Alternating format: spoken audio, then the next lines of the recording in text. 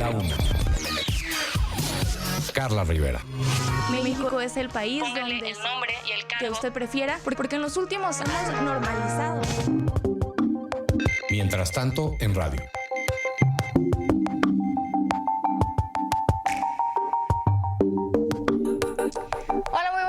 Bienvenidos a La Una, aquí en Grupo Fórmula. Yo soy Carla Rivera, esto es Mientras Tanto en la Radio. Como todos los jueves, me da muchísimo gusto saludarlo a través del 103.3 FM, 970 AM, a través de los canales de Telefórmula y obviamente a través de las redes sociales.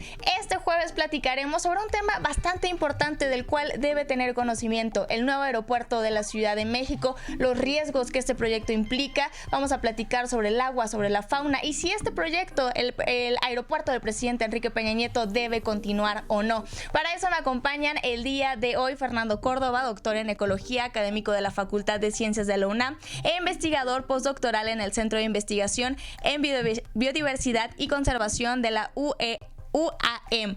Muchísimas gracias por acompañarnos, Fernando. Gracias, Carla. Gracias. También de este lado de la mesa está Itzam Pineda, maestro en Antropología Social por la Escuela Nacional de Antropología e Historia, profesor investigador de tiempo completo de la Universidad Autónoma de la Ciudad de México, quien presentó dictámenes periciales para el juicio de amparo versus el nuevo aeropuerto. Muchas gracias por acompañarnos, Itzam. Gracias, Carla, por la invitación. Pues bueno, como les decía, platicaremos sobre este ambicioso proyecto del sexenio del presidente Enrique Peña Nieto y sobre los riesgos que implica la construcción para la Ciudad de México en temas ambientales y sociales. Para eso, pues arranco con una pregunta que es: ¿debe continuar o no el nuevo aeropuerto que está construyéndose en Texcoco? Ok, desde el punto de vista ambiental no, o sea, creo que estamos a buen momento de cancelar el proyecto. O sea, desde mi punto de vista es un proyecto que está destinado a fracasar eventualmente, ¿no? O sea, tiene muchas complicaciones técnicas, financieras, ambientales y sociales, y probablemente nunca veamos un avión despegar de ahí, ¿no?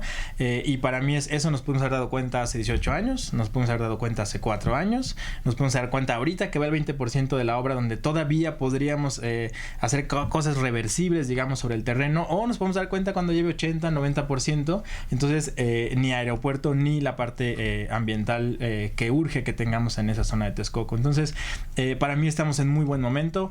Lo que hemos visto es todo el terreno federal son 10,000 hectáreas, el proyecto aeroportuario son 5,000, y lo que realmente es irreversible es la pista. No, más bien es la terminal, la base de la terminal. Esa es la que está realmente piloteada. Okay. Esa son más o menos 100 hectáreas, es decir, tenemos cambios irreversibles en el 1% del terreno. Es decir, todavía podríamos rescatar ese 99% para una cuestión sobre todo de seguridad hídrica, ¿no? Que le urge a esta ciudad asegurar agua, ¿no? Es nuestro gran problema y va a ser un problema que vamos a ir heredando, y si ponemos ese aeropuerto ahí nos estamos casi poniendo la soga al cuello. Completamente. ¿No?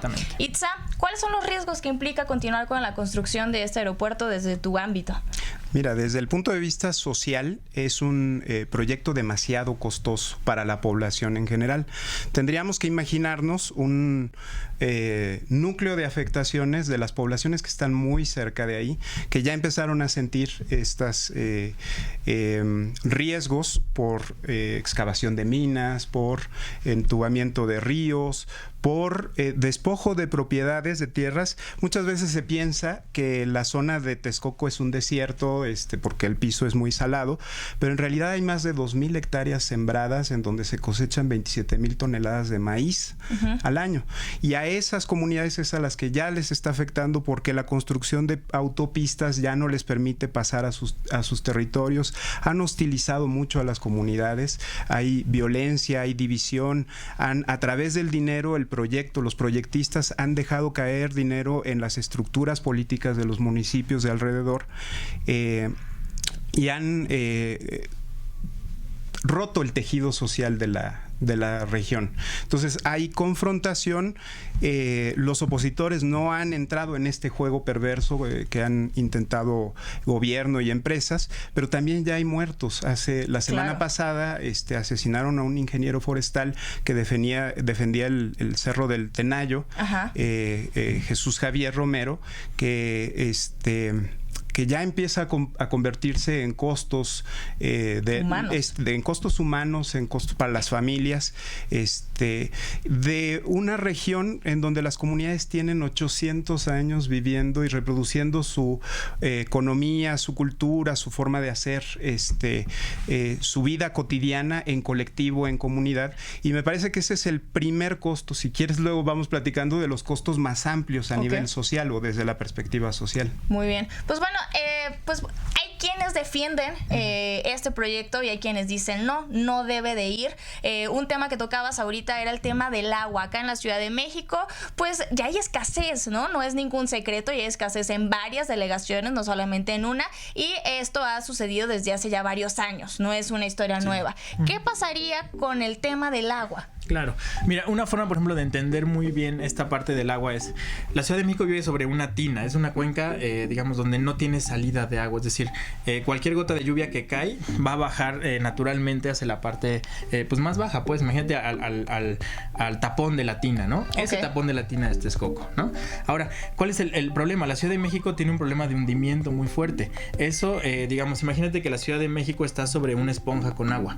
Lo que soporta el peso de la ciudad no es la esponja, es el agua. Entonces lo que nosotros hacemos es que extraemos el doble de agua de la que infiltramos, es decir, constantemente estamos secando esa esponja. Eso lo que hace es que va hundiendo la ciudad. ¿Cuál es el problema del hundimiento? Que la misma lluvia de hace 5 años ahorita nos da mucho más en la torre, porque somos más vulnerables, porque cada vez estamos más abajo en el nivel.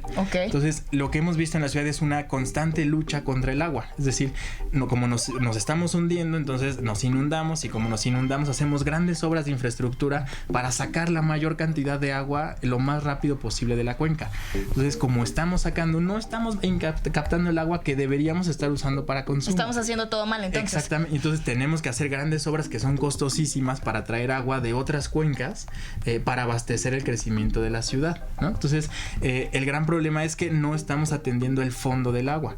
El único lugar suficientemente grande para captar y retener agua y que naturalmente va ahí es Texcoco, porque es la zona más baja. O sea, el agua naturalmente está yendo ahí. En lugar de captarla y utilizarla, infiltrarla, potabilizarla o ocuparla de alguna manera, lo que hacemos es que la mezclamos con el drenaje y el drenaje se va de la cuenca, ¿no? Entonces, en términos de cómo manejamos el agua en la cuenca, estamos haciendo las cosas completamente al revés, y poniendo un aeropuerto sobre Texcoco nada más vamos a complicar esa situación. Tocabas el tema del hundimiento y justamente, bueno, también se han viralizado estas fotografías en donde incluso se vio como una máquina excavadora estaba hundida, ¿no? Por ahí después las autoridades del aeropuerto salieron a decir que no, que esa no era una foto reciente, sino que era antigua, pero la verdad es que los estudios más actuales mencionan que el tema del hundimiento no se ha resuelto. Exacto, y no se ha resuelto, y tampoco sabemos cuánto costaría mantenerlo. O sea, lo de menos es que tú llegues a hacer una pista. El punto es cuánto nos va a requerir de dinero al año estar manteniendo, porque el hundimiento no se va a resolver, porque el hundimiento es una causa de fondo, ¿no? Entonces, ahora, ¿qué pasa? Que tienes un aeropuerto sobre un suelo muy inestable, y eso genera problemas constructivos. Los problemas constructivos, los ingenieros dicen, lo podemos resolver, hay formas de resolverlo. Claro, pero ¿a qué costo? Y otra vez, es un costo económico, pero también ambiental y social. Es decir, la forma de hacer eso es sacando tezontle. ¿Y dónde hay tezontle? Pues en los cerros. Entonces ahí está la devastación que estamos viendo ambientalmente sobre los cerros, y ahora que ya está empezando a cobrar vidas, ¿no? Es decir, mantener la discusión nada más en una cuestión financiera o constructivista, pues es dejar de lado realmente el impacto que vamos a sentir o que vamos a heredar de poner una obra en una zona que deberíamos estar protegiendo como nada en esta ciudad, ¿no? Ok, bueno, por ahí también pues platicábamos sobre el tema social, ¿no? La lucha por el territorio, por los terrenos en donde se está construyendo ahora el aeropuerto, pues es una lucha que viene desde hace muchos años con las comunidades de Atenco, en la cual vimos cómo hubo violaciones a los derechos humanos, cómo hubo violencia en extremo, y ahora esto se puede repetir en otros casos, ¿no? Sí, esperemos que no, esperemos que guarde las formas estos últimos semanas que le queda al gobierno de Peña Nieto. Yo creo que no, después del 1 de diciembre no sería muy costoso para López Obrador reprimir a la gente. Hoy mismo en la mañana dijo que no lo va a volver, que eso no va a ocurrir mientras él esté, pero ya empezamos a ver esto, ¿no? Ahora, respecto de los hundimientos, nosotros lo primero que tuvimos que investigar para ver desde cuándo vienen los pueblos ocupando este territorio, para dejar claro los derechos históricos que tienen frente al juez. es que justamente como decía Fernando, el terreno de Texcoco es el más bajo. El sistema lacustre de la cuenca tiene... pues generalmente en tiempos de escala geológica lo forman 5 cuerpos de agua: Zumpango, Jaltocan y en el sur Chalco y Xochimilco. De esos 4 cuerpos de agua que rodean al que está en el centro, que es Texcoco, todos los demás son más altos. Y lo que entendimos es que desde que se cerró la cuenca hace 800,000 años, todos los escurrimientos van hacia Texcoco. Es decir, cada gota de agua que cae en la cuenca de lluvia se va finalmente, antes de evaporarse hacia la atmósfera, se va hacia la cuenca de Texcoco. Eso quiere decir que si tú vacías, si tú estás haciendo trabajo ingenieril, hidráulico, para sacar el agua que por cierto es salada, lo que estás haciendo es también jalar la humedad de estas otras cuencas, de Xochimilco, de Chalco, los alrededores. Y nosotros ya vimos lo que está sucediendo en toda la Ciudad de México con el desecamiento de los mantos acuíferos. El año pasado, justo hace un año, sufrimos las consecuencias de estar vaciando el fondo de la cuenca, con estas fallas gigantes que se están desarrollando por todo, pues una que tenemos bien identificada es la que va desde Xochimilco hacia Miramontes, y que quebró el patrimonio de un montón de familias por toda la ciudad, y que, digamos, estar vaciando, porque cada año va a tener que estársele invirtiendo al vaciamiento de lo que hay abajo del proyecto del aeropuerto de agua, va a implicar eso, estar vaciando siempre la cuenca, porque siempre la gravedad va a estar llevando el agua para allá. Perfecto. Y eso nos va a acrecentar el riesgo hídrico. Rápidamente vamos a ir a un corte comercial. Enseguida regresamos para seguir platicando las implicaciones que tiene la construcción del nuevo aeropuerto en la Ciudad de México. No le cambie, ahorita regresamos.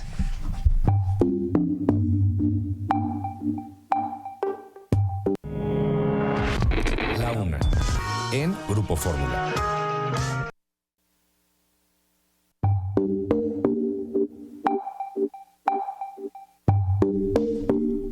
Muchas gracias por seguir acompañándonos aquí en Mientras Tanto en la radio en Grupo Fórmula. Yo soy Carla Rivera y continuamos platicando sobre los riesgos que implica la construcción del nuevo aeropuerto en la Ciudad de México. Para continuar con el debate me acompañan Fernando e Itzam. Y antes de ir al corte, Itzam, platicabas que pues los riesgos no solamente son per se en esa zona, ¿no? Sino en todo el territorio aledaño a y que pues obviamente eso afecta a millones de personas. No solamente estamos hablando de esa área. Claro. En un primer círculo estamos hablando de los municipios de Nezahualcóyotl, de Ecatepec, de Chimalhuacán, Texcoco y Atenco. Esos 4 municipios nada más involucran a 4 millones de personas. Ahí lo primero que va a ocurrir son los hundimientos a corto plazo, dicen los ingenieros, de los mismos que han estado trabajando dentro del proyecto.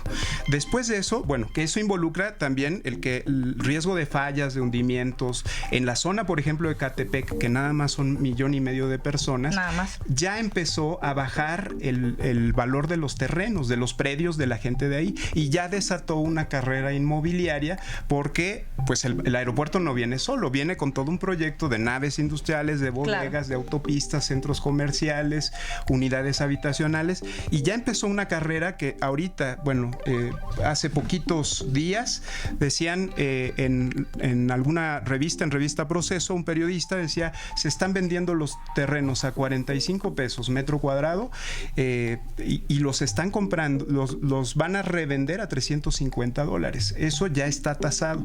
Ese es para ese primer cinturón que está cerquita en estos municipios. Pero las consideraciones de los riesgos sociales van creciendo.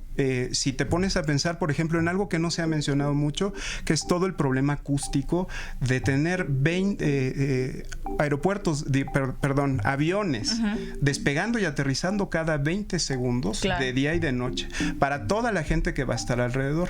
Muchas veces los ingenieros, los proyectistas de este grupo dicen que quieren que seamos como Francia, como Estados Unidos, y decimos, bueno, si quisieran ser eso, estarían pagando por el aislamiento acústico de las viviendas, porque eso es lo que se hace alrededor de los aeropuertos cuando están tan cercanos a zonas de habitación, de población, ¿no? Justamente uno de los pues una de las razones que ha utilizado mucho el gobierno actual todavía del presidente Enrique Peña Nieto es eso, ¿no? El aeropuerto tiene que ir porque esto va a impulsar el turismo en el país, porque ya México es el sexto país más visitado en el mundo y tiene que seguir creciendo. Necesitamos más espacio para que sigan llegando más turistas y para que haya también más transportación y comercio. ¿Esto en su perspectiva no es suficiente? Sí, por ejemplo, ahí es, claro, podemos impulsar que vengan los turistas, podemos resolver el tráfico aéreo, pero lo que está en duda es cómo lo vamos a resolver. O sea, no hay una solución única, ¿no? Y ese es el punto, que nos han, digamos, acorralado a decir, bueno, tienen que ser Texcoco y ahí es Texcoco y no hay más, ¿no? Es decir, si estamos en una lógica de descentralización del país, pues entonces la carga aeroportuaria tendría que dividirse en distintos aeropuertos que ya están actualmente funcionando, ¿no? Entonces, ahora una cosa, revisando la parte ambiental, es claro que cualquier actividad humana tiene un impacto sobre el ambiente. Claro. ¿No? O sea, y cualquier obra de infraestructura tiene un impacto. Sí, el punto es cuál es la magnitud de ese impacto y si se puede compensar o no. ¿No? Entonces, ahora un ejemplo muy clarito. El aeropuerto es completamente incompatible con el lago Nabor Carrillo, ¿no? Porque el lago Nabor Carrillo atrae mucha fauna migratoria. Es el principal centro de atracción de fauna migratoria. El problema es que muchos son patos y un solo, o sea, ya veía como más de 300,000 patos por temporada. Un solo pato en una turbina al despegar o al aterrizar es una catástrofe humana, ¿no? Porque tiran los aviones y son... Claro. Entonces hay una norma hay internacional. películas, de hecho, al respecto de eso, no de un pato, pero sí de pájaros. Claro, ¿no? Y entonces la norma internacional dice que no puedes tener un aeropuerto a menos de 8 kilómetros de una zona de atracción de aves para evitar ese riesgo. Aquí estamos hablando de 1 o 2 kilómetros, es decir, el riesgo es altísimo. Entonces ellos tienen que desecar ese lago para evitar que lleguen las aves. Entonces, imagínate, el impacto del proyecto es desecar un lago.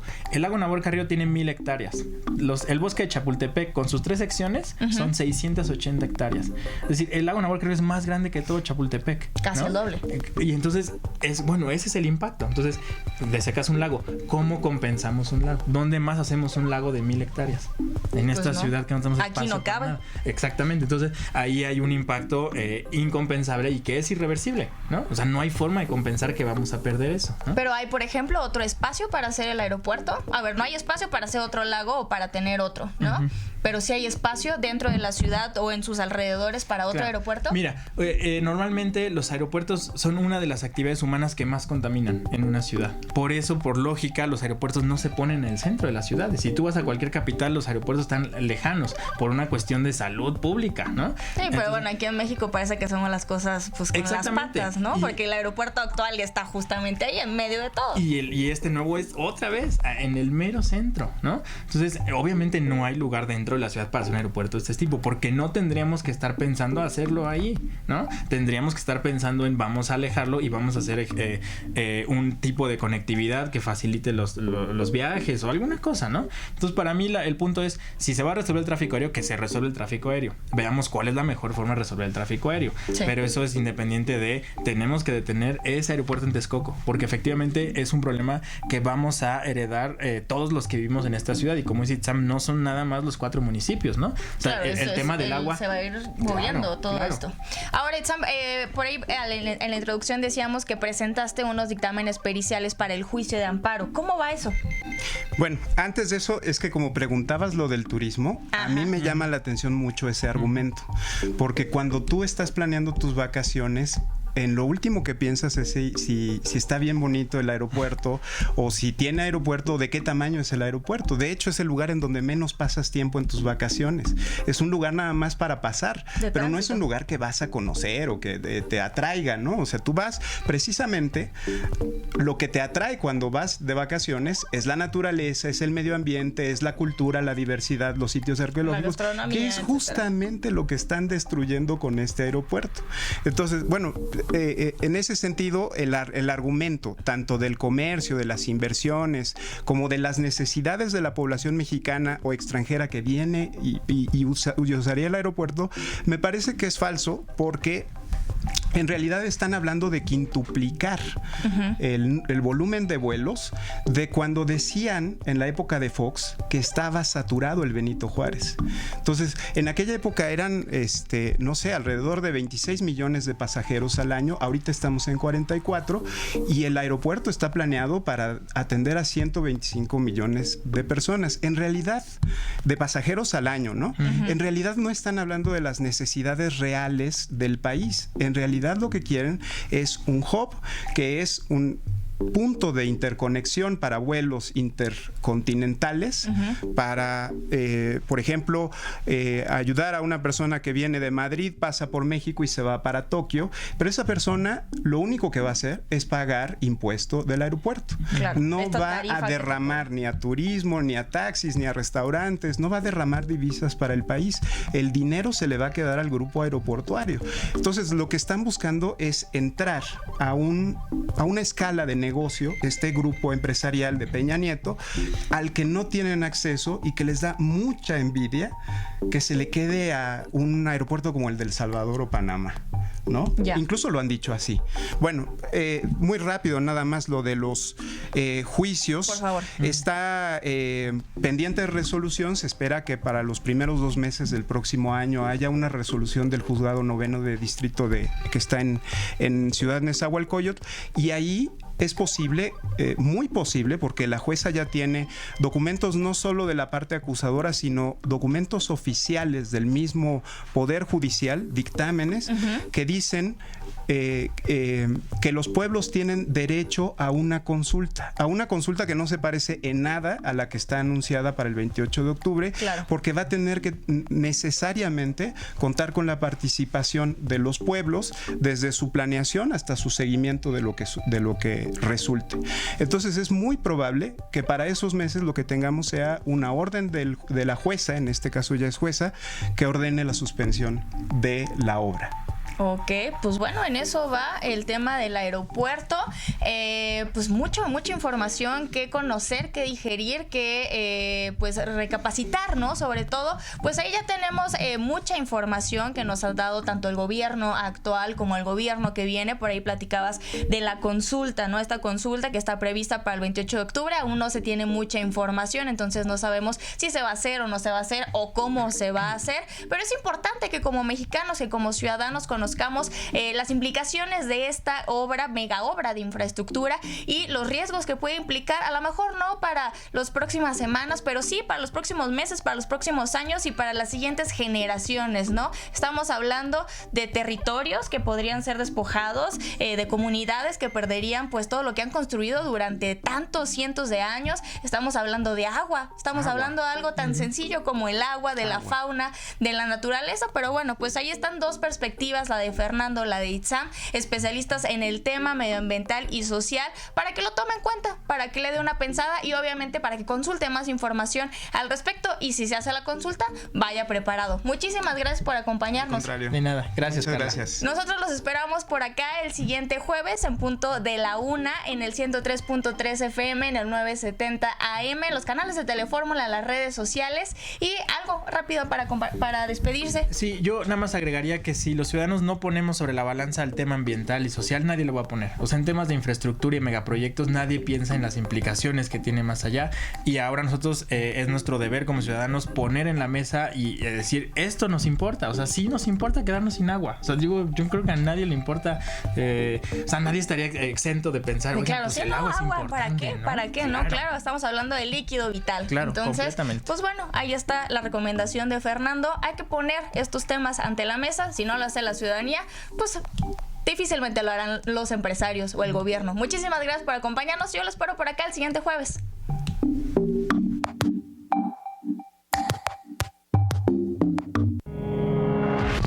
La Una, en Grupo Fórmula.